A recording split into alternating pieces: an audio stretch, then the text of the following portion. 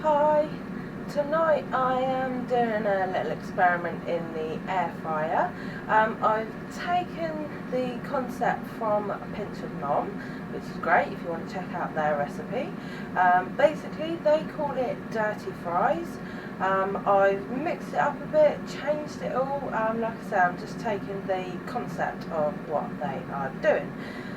So I'll show you what I'm doing.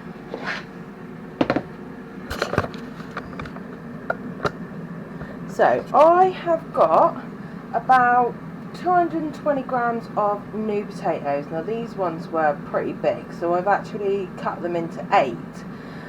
So just chopped them up. You can use normal potatoes, cut them into cubes, about 2cm cubes, or however big or small you want them. If you're using potatoes, give them a wash first. And then I'm just going to add a few sprays of oil and give that a mix around. Now Pinch of Nom add bacon and spices to this. I'm just going to keep it simple. Sometimes I will add half a teaspoon of garlic powder and half a teaspoon of onion powder, but I'm just doing herbs today.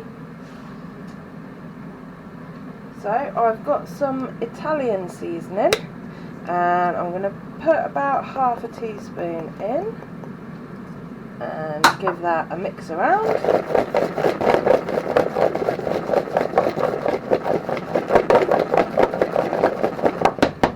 And that's it. So you can add whatever herbs and spices and whatever you want to it, but that is how I'm starting. So we'll get these in the air fryer.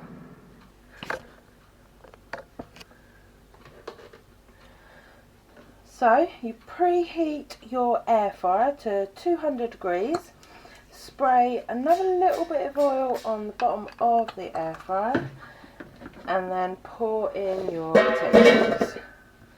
Now we're going to first off cook these for 10 minutes, but give them a shake about a few times during the cook and come back and see what we do after 10 minutes. Right, so that's been 10 minutes and you can see they're looking like they're getting crispy. Let's just check them. Yep, they're getting soft. Remember, if you're doing a larger batch, I'm only doing for one, but if you're doing a larger batch they probably have to cook for longer. Make sure that they look like they're crispy and they're soft all the way through. And then we're going to add, I have half a small onion and half a red pepper chopped up quite thick, if you see, quite thick bits. Chuck them all in, add a little bit more spray, and then this is the time that you want to add your salt and your pepper if you want it on there. Give it another shake and then we're going to go back in for about 7 minutes, I'd say.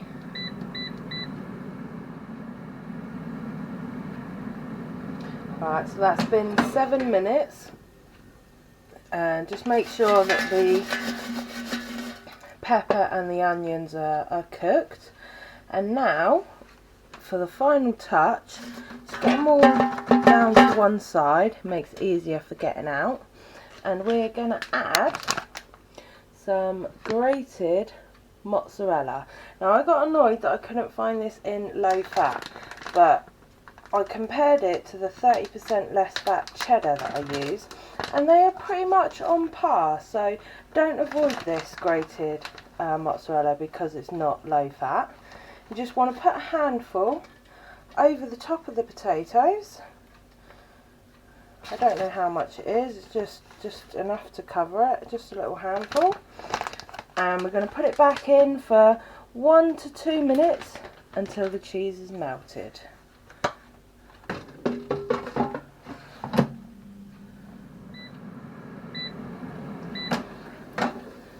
Right, so that was 1.5 minutes. You can see the cheese is just getting golden brown. Lovely. Now this is, I've just decided to name it, my red pepper and mozzarella potatoes. So let's get this out. The reason we put it over to the side is so that you can get to it easy without disturbing all the cheese. So let's give that a go. Get my plate and slide this under. You should be able to pick up most of the potatoes. There you go. And just get the stragglers, drop them down. Lovely. Red pepper and mozzarella potatoes, done.